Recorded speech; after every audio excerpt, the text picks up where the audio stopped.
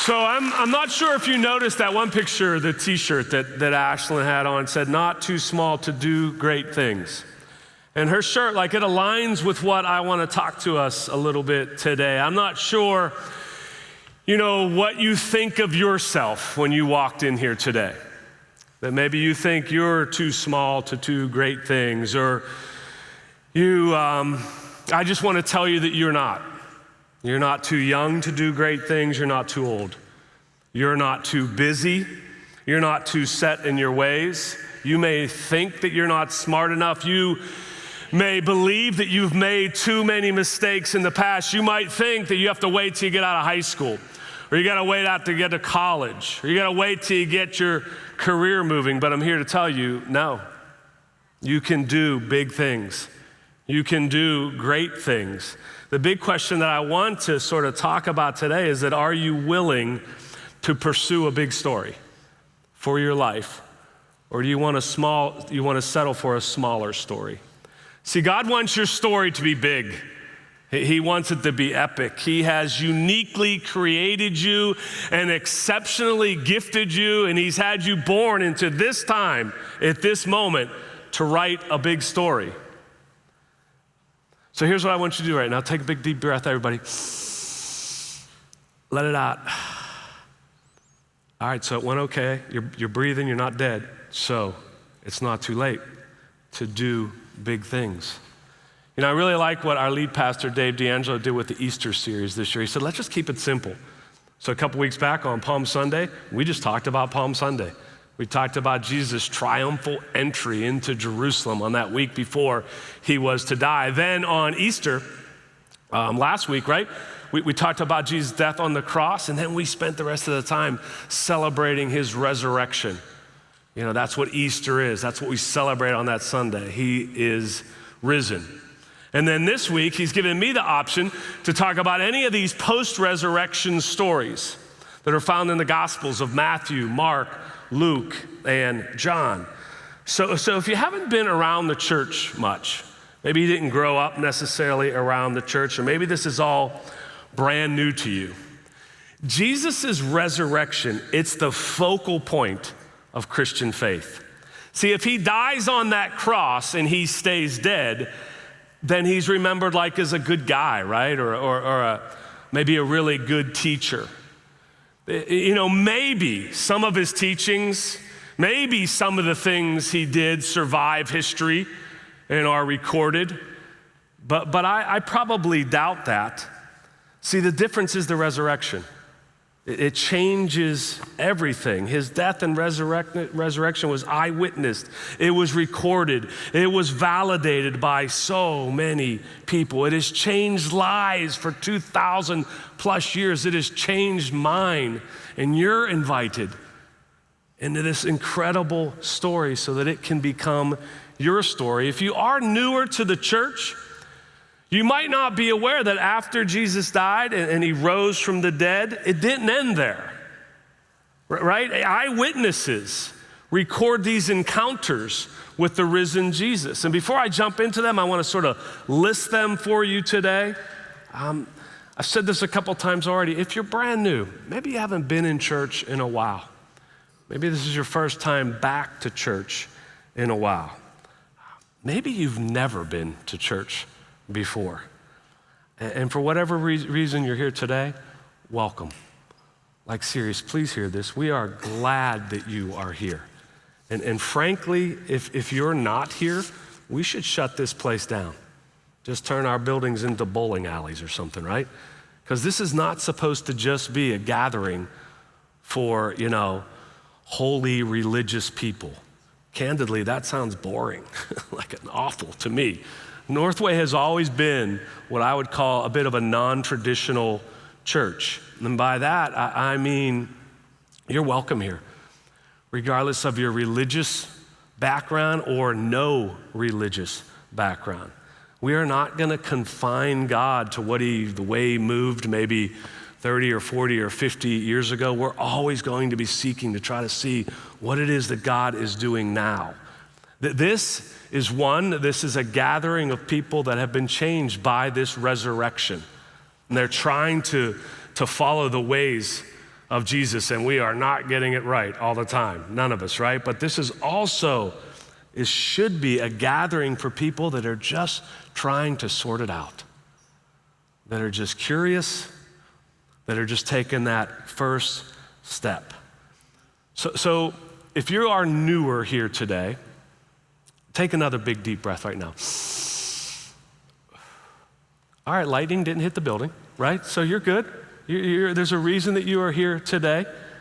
God knew that you were going to be here, and he wants to speak to you through me something today. So these post-resurrection encounters with the risen Jesus. Here we go, I'll put them up on the screens. First, he was seen by Mary Magdalene on Easter morning when she mistook him for a gardener. That's what we talked about last week across all of our locations. Another woman named Mary, Salome, Joanna, and at least one other woman also encountered him that morning. Then Jesus appeared to Peter. He appeared to two men that were traveling on the road to Emmaus. To the disciples, he appeared to them in the upper room without Thomas. He was not there. And then a week later, to all of the disciples, and then doubting Thomas was there that time in the upper room. Then maybe a week or so after that, to 7 disciples at the Sea of Tiberias. I'm going to talk about that one in just a second.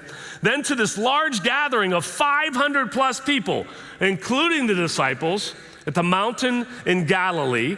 Then to his brother James. And then 40 days after his resurrection, quite possibly in Jerusalem at the Mount of Olives, he gives this great commission.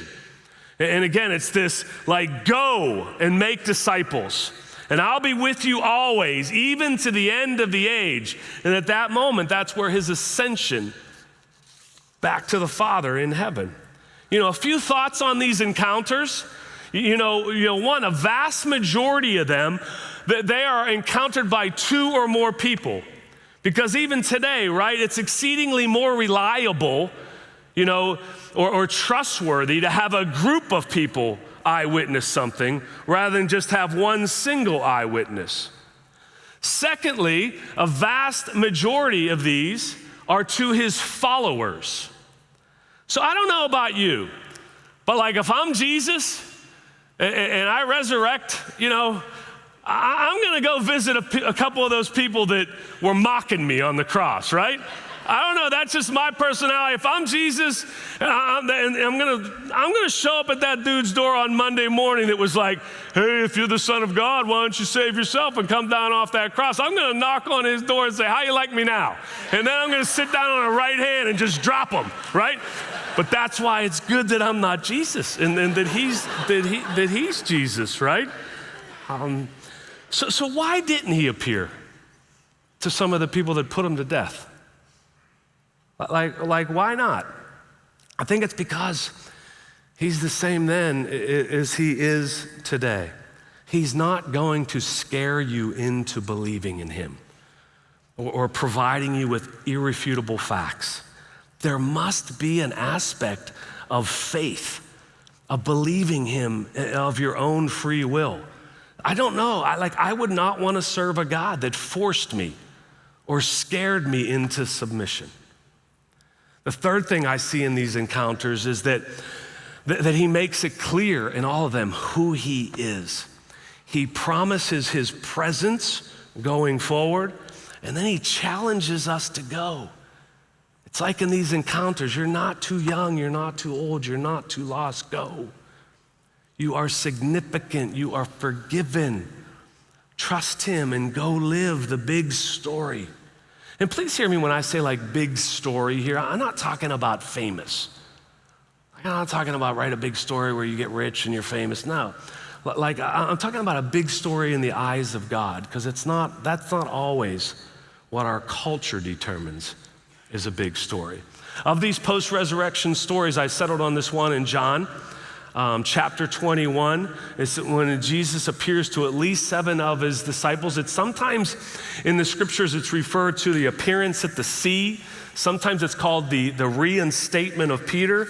And sometimes it's just called the feed my sheep text. So, it picks up in John 21, verse 1. It says, after this, Jesus revealed himself again to the disciples by the Sea of Tiberias. And he was revealed himself this way. So here's who was there: Simon Peter, Thomas called the twin, Nathanael of Cana in Galilee, the sons of Zebedee, and two other disciples were together. And Simon Peter, so Peter says to them, "Hey, I'm going fishing." And they said to him, "Okay, we'll go with you." And they went out, they got into a boat, but that night they caught nothing. Most scholars believe that after this, in verse 1 there, the after this means that it's after his previous appearances to the disciples in the upper room. So this is most likely happening about a week, week and a half, 2 weeks at the max after Jesus' resurrection on Easter Sunday. And Peter says he's going fishing, and a couple of the other guys decide to join him. And it says they fish all night, like all night long, catch, zip. And the sun is coming up now. You can probably think about it. They're cold, they're tired, they've been up all night, and they're wet. And it says this: just as day was breaking, Jesus stood on the shore. Yet the disciples, they didn't know that it was Jesus. And Jesus said to them, "Hey, children, do you have any fish?" The boat's probably about 100 yards or so out. And they answered him, "No." And he said to them, "Well, wait, cast your net on the right side of the boat and you'll find some." So they cast it. And now they were not able to haul it in. The net had so many fish in it instantly, they could not even get it into the boat. And it's recorded that this happens at the Sea of Tiberias. That's actually near where Peter and some of these disciples were from. You know, it's near where they first met Jesus, some of these disciples. It's where Jesus challenged some of them at this same sea to leave your fishing business, step away from your boat, leave your nets. And he says this line that maybe you've heard where he says, "Follow me, and I will make you fishers of men." So see, after Jesus' death and resurrection, he's appearing to people in and around Jerusalem. Peter and many of his disciples were eyewitness accounts in Jerusalem to the risen Jesus. And then I'm sure that like these disciples, they heard about these other appearances. They were all talking to him, "Well, we saw him here and this happened." Then a week or two later, this group of disciples is at the Sea of Tiberias, which is 70 plus miles north of Jerusalem. Like, why did they walk 2 or 3 days, 70 plus miles away from where Jesus is being seen? I want to just say, like, we don't know, right? But I mean, we can only speculate. Were they looking for him there? Because there is this one gospel account at the tomb where the angel says, "Go and tell the disciples, and that I'll find them. They'll find me in this particular region." So maybe they're there looking for him. You know, I think we can also speculate some other things. Were they afraid? Like, I think so. These were dangerous times to be a Jesus follower in Jerusalem. It says when they met Jesus in that upper room on the day of his resurrection, it says the disciples were behind locked doors. Like they were hiding that Easter night. And the first thing that Jesus says to them when he enters that upper room as the risen Christ on Easter, he says, "Peace be with you." Why did he say peace be with you to them? Because they were scared to death. Like they were fearing for their lives. He walks into that room and just says, "Relax." Maybe the threats, the danger, maybe the stress of being known as a Jesus follower, maybe it was just too much and they left. You know, second speculation, in these times fishermen fished to make money. Like they weren't just going out on a stream fly fishing with some friends. Like this wasn't a bass tournament, right? When they fished, they took nets into a boat. They were catching not just to make lunch. They were catching to make money. So maybe they decided to make some money, put some money in their pockets. Maybe that was more important to them right now. Make a buck. Let's just see how this thing plays out. Let's see what happens over the next few weeks. I mean, 3, maybe they just simply chose to return to what was comfortable. They just went back to their comfort zones. They just went back to fishing for fish. And lastly, could it be that they assumed that the dream was over? Like they failed. When Jesus was arrested, they scattered. They fled. They failed him. It's recorded that Peter even denied even knowing Jesus in this moment 3 times. So maybe they just called it quits, decided to go back to a smaller story. See, folks, God has a big story planned for us, for you. And I think if we're not careful, sometimes we can find ourselves 70 miles away from where it's unfolding. I think sometimes we can miss the big story in our life because we become afraid. I think we can choose the smaller story sometimes because we're just afraid. We feel like it's too risky to follow God's plan. But maybe it's too complicated. My parents they're not going to approve of this, and my friends are going to think I'm nuts. So you have this dream, and God's gifted you, but maybe, truth be told, you're just afraid to pursue it, and you walk away. Why else could we find ourselves 70 miles away from where the story is unfolding? Maybe it's because you've chosen to make a buck instead of following the big story that God has for you. You know, the pursuit of money has caused countless people to walk away from Jesus and choose a smaller story. Maybe, truth be told, you're just comfortable in your comfort zone. And to pursue a bigger story, it just seems too hard. Like you hear this voice inside you telling you that something is missing, that you were made for something more. And you sense God calling you into this bigger story, but you just can't go for it. And you just decide to live with regrets. And fourth, maybe it's because you've tried and you've failed. And you feel like the dream is over.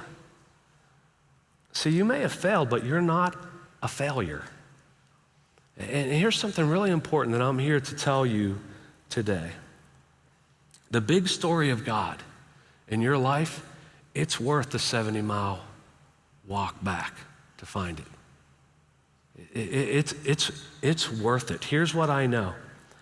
Don't get too consumed about how hard the walk back to the big story is going to be. All you need to do is turn around and take one step. Take that first step and he will meet you there, because that's what he does. And that's who he is. He'll meet you where you are. And that's where he met these disciples that day. He met them right where they were, 70 miles away. You know, it says as they began to drag this gigantic catch of fish to the shore, they recognized Jesus. And they charge the shore to see him. And it's recorded that Jesus literally has breakfast cooking for them. He has fish and bread cooking on a charcoal fire. Fish sandwich for breakfast? That's not really my taste, but again, he's Jesus, I'm not. It says this then, I'll pick up here. It says, when they had finished breakfast, Jesus said to Simon Peter, Simon, son of John, do you love me more than these? And Peter, he said to them, yes, Lord, you know that I love you. Jesus said, well, feed my lambs. And he said to him a second time, Simon, so Peter, son of John, do you love me? And he said to him, yes, Lord, like you know that I love you. And Jesus said to them, then tend my sheep. And he said to him a third time, Simon, son of John, do you love me? Peter was grieved because he had said to him this a third time, do you love me? And he said to him, Lord, like you know everything. You know that I love you. And Jesus said, feed my sheep. And then he said to them, follow me. And I think in that moment, he's saying to Peter and to all the other disciples that are present there, listening to this conversation, and I think he's saying it to us too. Follow me. He's saying, okay, let's go get back in the big story. Let's go. It's time. There's so much I can unpack about this conversation between Jesus and Peter, right? It's like, it's challenging. It might even be like awkward, like tension in this conversation. If you know the story of Jesus' death, then you know that on Good Friday, you know that Peter, he publicly denied even knowing Jesus, not once, not twice, 3 times. People coming up to him, hey, you're one of his followers, right? You know, he's like, no, man, I don't even know the man. Like, publicly denied him 3 times. And Peter is now sitting on this beach that day, and he's believing that he's a failure. And sometimes I think when we fail, all we know to do is just to walk away. And Jesus, though, he's not going to let Peter walk away. Clearly, he was reinstating Peter by asking him 3 times, do you love me, to replace the 3 times that Peter denied him publicly even knowing him. A couple weeks ago, Peter is denying him, and now Jesus is creating this incredible opportunity in this safe setting to reinstate Peter, to allow him to make a public confession, to be forgiven, and to be invited back into the big story. It's like quite beautiful what is going on in this conversation. There's a 3-fold question, do you love me? There's a 3-fold response from Peter, yes, Lord. And then there's this 3-fold charge from Jesus, feed my lambs, tend my sheep, feed my sheep. He is saying to the folks sitting there, if you love me, love people. The word tend there, if you look it up, it has this imagery of a shepherd leading sheep to pasture, leading them to a place where they can feed and where they can be safe. And we are to do the same thing. We are to lead people to the safety of God. We are to feed them, help them, care for them. Jesus didn't say in this moment, if you love me, go to church more. He didn't say, if you love me, well, you gotta be praying more. He didn't say, like, if you love me, you should be putting more money in the plate, right? No, he is saying, if you love me, love people. Folks, when we do that, that's where the big stories of life are found. That's where they're written. We are created to be feeders, like feeding people, loving people. That will fill your soul. And please hear me. I know there's going to be seasons in all of our lives where we're needy, where we are needers. When crisis happens, when things go on and we have needs. But man, I just really believe we have to go through life being feeders a lot more than we are needers. You know, I loved what Ashlyn's father, Cameron, said, if you caught it at the end of the video. He said, as a parent, you want what is best for your kid. Our kid wanted what was best for other kids. At the age of 7, like she's writing a big story. She's a feeder, not an eater. You know, I think small stories are written when we get trapped into this, you know, what you believe you need, and you miss what's already been given to you and how you could use it to feed someone else. You know, if you're new to hearing me preach, you might know that sometimes I bring up boxing. I've got this love of the sport of boxing. So sometimes in my sermon, I might say something like, hey, like put your headgear on. And what I mean by that is, okay, I'm gonna, you know, get a little close. I might even make you a little uncomfortable, right? I'm gonna say something that like might even upset you a little bit. And I do that, please hear me, I'm not trying to hurt you or insult you or whatever. I'm doing it out of love. Like I'm sort of coming as a coach. And so, like, with that said, put your headgear on for a minute here, all right? See, in my encounters with Christians, I find that too many resemble a kid making out a Christmas list instead of someone wanting to write a big story for Jesus Christ. See, we get lost in theological nuances or focused on cultural ideas. We buy into this consumer-based Christianity, and the world starves. And the world starves for truth and for hope and for life. And Jesus Christ is the truth and the hope and the life. And we have it. And we should be sharing it. You know, do you want to spend the rest of your life as a needer and not see what God could and wants to do through you? You know, spend more time feeding people. It's not just about what God can do for you. It's also about what he wants to do through you. See, there's a day coming for all of us that we're going to take that big, deep breath, and then there's not going to be another one after it, right? As far as I know, death is still undefeated. And in Romans 14, verse 12, it says this about that day. It says, so then each of us will give an account of him or herself to God. Like, I don't know about you, I love the fact that Jesus, he comes to the disciples on the beach, on the shore. He made them some food. I don't know about you, but like I love sitting on a beach, especially at sunset. Imagine with me for a day. Imagine you're in heaven and you're on a beach. We'll just pick that place. And Jesus says, hey, sit down. Tell me your story. How'd it go? Is the first thing that come out of your mouth going to be all the reasons why you chose a smaller story? Jesus, I was afraid. Yeah, I went after money instead of pursuing you, instead of being generous. Jesus, I couldn't get out of my comfort zone. I just couldn't do it. Are you going to say him that to that day on when you give an account? Are you going to say, man, I just failed. I messed up way too much.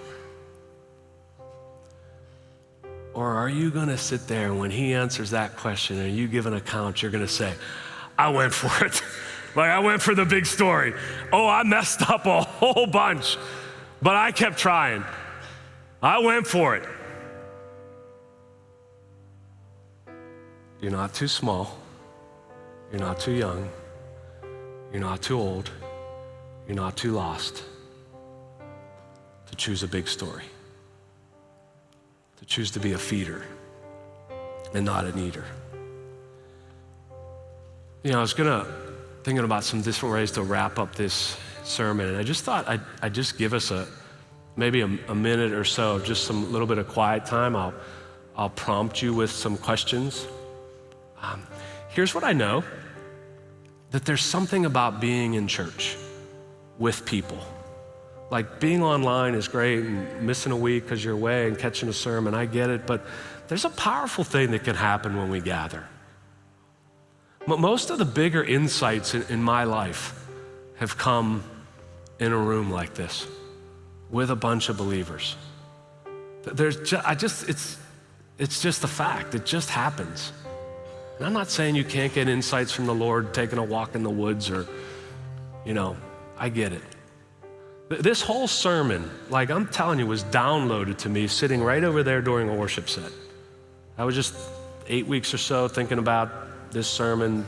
David sort of told me what he was thinking about, what he wanted me to go, and it was like right there.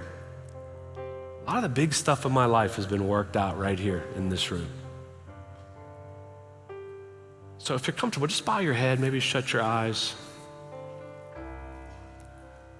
Let me just prompt you, just think right now, like what is causing you right now to choose the smaller story? And just let Jesus maybe just like show you. He does this, like he can bring someone to mind or bring a picture. You can catch a phrase, almost like you're hearing like a whisper, like, well, it's this. Just listen for him. What's causing you to not pursue the big story?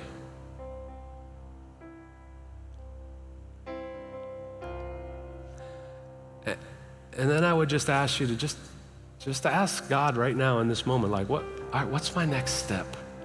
Not like, what's the 70-mile walk look like? No, just tell me what the first step is. What should I do?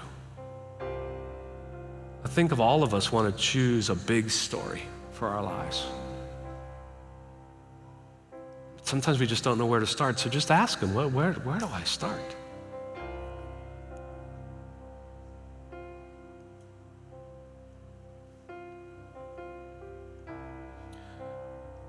Lord, we thank you for the resurrection. We thank you for sending your Son. We thank you for inviting us into your story. Lord, we want to hear that phrase, follow me. We want to follow you into that, into the story that you have planned for us. We love you, Lord. We lift this up in your Son's name. Amen.